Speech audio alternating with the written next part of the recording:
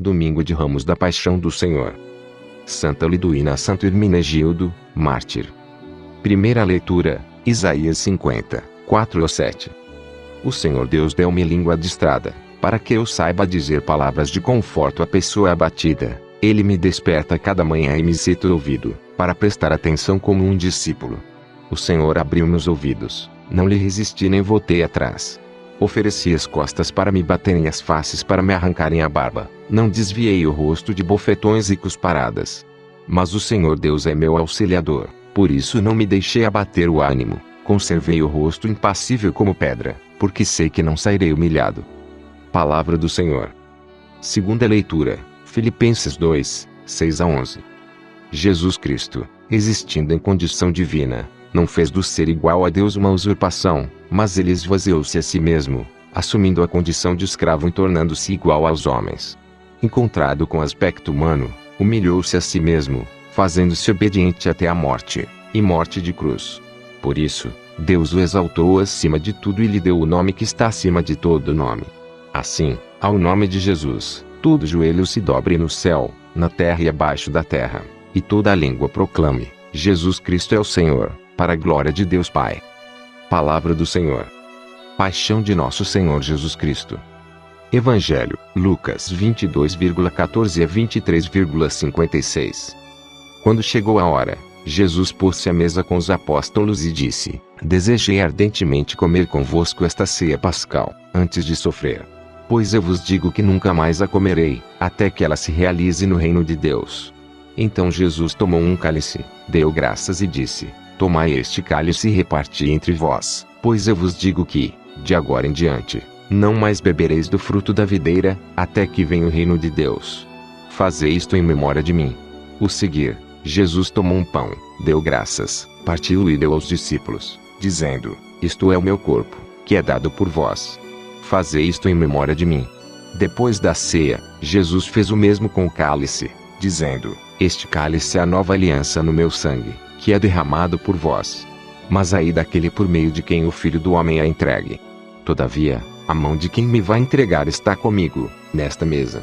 Sim, o Filho do Homem vai morrer, como está determinado. Mas ai daquele homem por meio de quem ele é entregue. Então os apóstolos começaram a perguntar uns aos outros qual deles haveria de fazer tal coisa. Eu, porém, estou no meio de vós como aquele que serve. Houve também uma discussão entre eles sobre qual deles deveria ser considerado maior. Jesus, porém, lhes disse: Os reis das nações dominam sobre elas, e os que têm poder se fazem chamar benfeitores. Entre vós, não deve ser assim. Pelo contrário, o maior entre vós seja como o mais novo, e o que manda, como quem está servindo.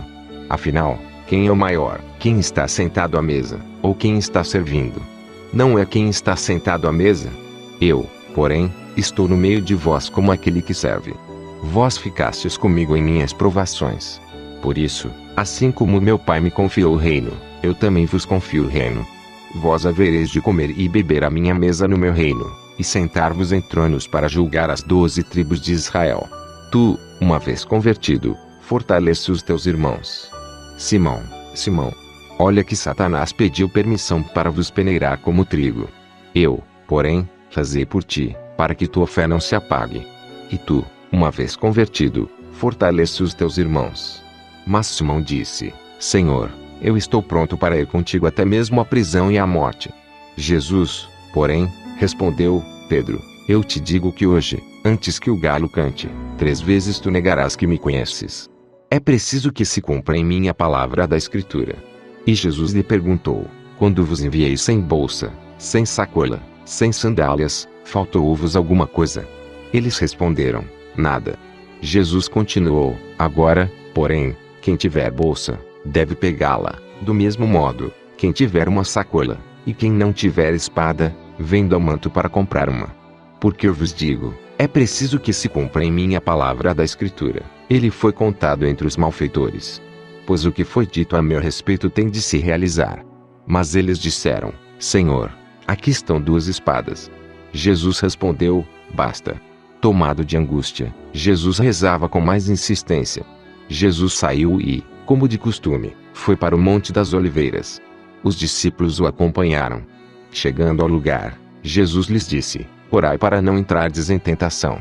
Então afastou-se a uma certa distância e, de joelhos, começou a rezar: Pai, se queres, afasta de mim este cálice, contudo, não seja feita a minha vontade, mas a tua. Apareceu-lhe um anjo do céu, que o confortava. Tomado de angústia, Jesus rezava com mais insistência. Seu suor tornou-se como gotas de sangue que caíam no chão. Levantando-se da oração, Jesus foi para junto dos discípulos e encontrou-os dormindo, de tanta tristeza. E perguntou-lhes: por que estáis dormindo? Levantai-vos e orai para não entrardes em tentação. Judas, com um beijo tu entregas o Filho do Homem. Jesus ainda falava, quando chegou uma multidão. Na frente, vinha um dos 12, chamado Judas, que se aproximou de Jesus para beijá-lo. Jesus lhe disse: Judas, com um beijo tu entregas o Filho do Homem. Vendo o que ia acontecer, os que estavam com Jesus disseram: Senhor, vamos atacá-los com a espada. E um deles feriu o empregado do sumo sacerdote, cortando-lhe a orelha direita. Jesus, porém, ordenou: deixai, basta. E tocando a orelha do homem, o curou. Depois Jesus disse aos sumos sacerdotes, aos chefes dos guardas do templo e aos anciãos, que tinham vindo prendê-lo: vós saístes com espadas e paus, como se eu fosse um ladrão. Todos os dias eu estava convosco no templo, e nunca levantastes a mão contra mim. Mas esta é a vossa hora, a hora do poder das trevas. Pedro saiu para fora e chorou amargamente. Eles prenderam Jesus e o levaram, conduzindo-o à casa do sumo sacerdote. Pedro acompanhava de longe. Eles acenderam uma fogueira no meio do pátio e sentaram-se ao redor. Pedro sentou-se no meio deles. Ora, uma criada viu Pedro sentado perto do fogo, encarou-o bem e disse: este aqui também estava com ele. Mas Pedro negou: mulher, eu nem o conheço. Pouco depois, um outro viu Pedro e disse: tu também és um deles. Mas Pedro respondeu: homem, não sou. Passou mais ou menos uma hora, e um outro insistia: certamente, este aqui também estava com ele, porque é galileu. Mas Pedro respondeu: homem, não sei o que estás dizendo. Nesse momento, enquanto Pedro ainda falava, um galo cantou. Então o Senhor se voltou e olhou para Pedro. E Pedro lembrou-se da palavra que o Senhor lhe tinha dito: hoje, antes que o galo cante, 3 vezes me negarás. Então Pedro saiu para fora e chorou amargamente. Profetiza: quem foi que te bateu? Os guardas caçoavam de Jesus e espancavam-no, cobriam o seu rosto e lhe diziam: profetiza: quem foi que te bateu? E o insultavam de muitos outros modos. Levaram Jesus ao tribunal deles. Ao amanhecer, os anciãos do povo, os sumos sacerdotes e os mestres da lei reuniram-se em conselho e levaram Jesus ao tribunal deles. E diziam: se és o Cristo, dize-nos. Jesus respondeu: se eu vos disser, não me acreditareis, e, se eu vos fizer perguntas, não me respondereis. Mas, de agora em diante, o Filho do Homem estará sentado à direita do Deus Poderoso. Então todos perguntaram: tu és, portanto, o Filho de Deus? Jesus respondeu: vós mesmos estáis dizendo que eu sou. Eles disseram: será que ainda precisamos de testemunhas? Nós mesmos ouvimos de sua própria boca. Em seguida, toda a multidão se levantou e levou Jesus a Pilatos. Não encontro neste homem nenhum crime. Começaram então a acusá-lo, dizendo: achamos este homem fazendo subversão entre o nosso povo, proibindo pagar impostos a César e afirmando ser ele mesmo Cristo, o rei. Pilatos o interrogou: tu és o rei dos judeus? Jesus respondeu, declarando: tu dizes. Então Pilatos disse aos sumos sacerdotes e à multidão: não encontro neste homem nenhum crime. Eles, porém, insistiam: ele agita o povo, ensinando por toda a Judeia, desde a Galileia, onde começou, até aqui. Quando ouviu isto, Pilatos perguntou: este homem é galileu? Ao saber que Jesus estava sob a autoridade de Herodes, Pilatos enviou a este, pois também Herodes estava em Jerusalém naqueles dias. Herodes, com seus soldados, tratou Jesus com desprezo. Herodes ficou muito contente ao ver Jesus, pois havia muito tempo desejava vê-lo. Já ouvira falar a seu respeito e esperava vê-lo fazer algum milagre. Ele interrogou-o com muitas perguntas. Jesus, porém, nada lhe respondeu. Os sumos sacerdotes e os mestres da lei estavam presentes e o acusavam com insistência. Herodes, com seus soldados, tratou Jesus com desprezo, zombou dele, vestiu-o com uma roupa vistosa e mandou-o de volta a Pilatos. Naquele dia Herodes e Pilatos ficaram amigos um do outro, pois antes eram inimigos. Pilatos entregou Jesus à vontade deles. Então Pilatos convocou os sumos sacerdotes, os chefes e o povo, e lhes disse: Vós me trouxestes este homem como se fosse um agitador do povo. Pois bem, já o interroguei diante de vós e não encontrei nele nenhum dos crimes de que o acusais, nem Herodes, pois o mandou de volta para nós. Como podeis ver, ele nada fez para merecer a morte. Portanto, vou castigá-lo e o soltarei.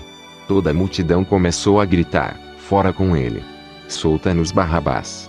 Barrabás tinha sido preso por causa de uma revolta na cidade e por homicídio. Pilatos falou outra vez à multidão, pois queria libertar Jesus. Mas eles gritavam: Crucifica-o! Crucifica-o! E Pilatos falou pela terceira vez: Que mal fez este homem? Não encontrei nele nenhum crime que mereça a morte. Portanto, vou castigá-lo e o soltarei. Eles, porém, continuaram a gritar com toda a força, pedindo que fosse crucificado. E a gritaria deles aumentava sempre mais. Então Pilatos decidiu que fosse feito o que eles pediam. Soltou o homem que eles queriam, aquele que fora preso por revolta e homicídio, e entregou Jesus à vontade deles. Filhos de Jerusalém, não choreis por mim. Enquanto levavam Jesus, pegaram um certo Simão, de Cirene, que voltava do campo, e impuseram-lhe a cruz para carregá-la atrás de Jesus. Seguiu uma grande multidão do povo e de mulheres que batiam no peito e choravam por ele. Jesus, porém, voltou-se e disse: Filhas de Jerusalém, não choreis por mim. Chorai por vós mesmas e por vossos filhos. Porque dias virão em que se dirá: Felizes as mulheres que nunca tiveram filhos, os ventres que nunca deram à luz e os seios que nunca amamentaram. Então começarão a pedir às montanhas: Caí sobre nós. E as colinas: Escondei-nos. Porque, se fazem assim com a árvore verde, o que não farão com a árvore seca? Levavam também outros 2 malfeitores para serem mortos junto com Jesus. Pai, perdoa-lhes. Eles não sabem o que fazem. Quando chegaram ao lugar chamado Calvário, ali crucificaram Jesus e os malfeitores, um à sua direita e outro à sua esquerda. Jesus dizia: Pai, perdoa-lhes. Eles não sabem o que fazem. Depois fizeram um sorteio, repartindo entre si as roupas de Jesus. Este é o Rei dos Judeus. O povo permanecia lá, olhando. E até os chefes zombavam, dizendo: A outros ele salvou. Salve-se a si mesmo, se, de fato, é o Cristo de Deus, o escolhido. Os soldados também caçoavam dele, aproximavam-se, ofereciam-lhe vinagre, e diziam: Se és o Rei dos Judeus, salva-te a ti mesmo. Acima dele havia um letreiro: Este é o Rei dos Judeus. Hoje estarás comigo no paraíso. Um dos malfeitores crucificados o insultava, dizendo: Tu não és o Cristo. Salva-te a ti mesmo e a nós. Mas outro o repreendeu, dizendo: Nem sequer temes a Deus, tu que sofres a mesma condenação? Para nós, é justo, porque estamos recebendo o que merecemos, mas ele não fez nada de mal. E acrescentou: Jesus, lembra-te de mim, quando entrares no teu reinado. Jesus lhe respondeu: Em verdade eu te digo, ainda hoje estarás comigo no paraíso. Pai, em tuas mãos entrego o meu espírito. Já era mais ou menos meio-dia e uma escuridão cobriu toda a terra até as 3 horas da tarde, pois o sol parou de brilhar. A cortina do santuário rasgou-se pelo meio, e Jesus deu um forte grito: Pai, em tuas mãos entrego o meu espírito. Dizendo isso, expirou. Aqui todos se ajoelham e faz-se uma pausa. O oficial do exército romano viu o que acontecera e glorificou a Deus dizendo: De fato, este homem era justo. E as multidões, que tinham acorrido para assistir, viram o que havia acontecido, e voltaram para casa, batendo no peito. Todos os conhecidos de Jesus, bem como as mulheres que o acompanhavam desde a Galileia, ficaram à distância, olhando essas coisas. José colocou o corpo de Jesus num túmulo escavado na rocha. Havia um homem bom e justo, chamado José, membro do conselho, o qual não tinha aprovado a decisão nem a ação dos outros membros. Ele era de Arimateia, uma cidade da Judeia, e esperava a vinda do reino de Deus. José foi ter com Pilatos e pediu o corpo de Jesus. Desceu o corpo da cruz, enrolou-o num lençol e colocou num túmulo escavado na rocha, onde ninguém ainda tinha sido sepultado. Era o dia da preparação da Páscoa, e o sábado já estava começando. As mulheres, que tinham vindo da Galileia com Jesus, foram com José, para ver o túmulo e como o corpo de Jesus ali fora colocado. Depois voltaram para casa e prepararam perfumes e bálsamos.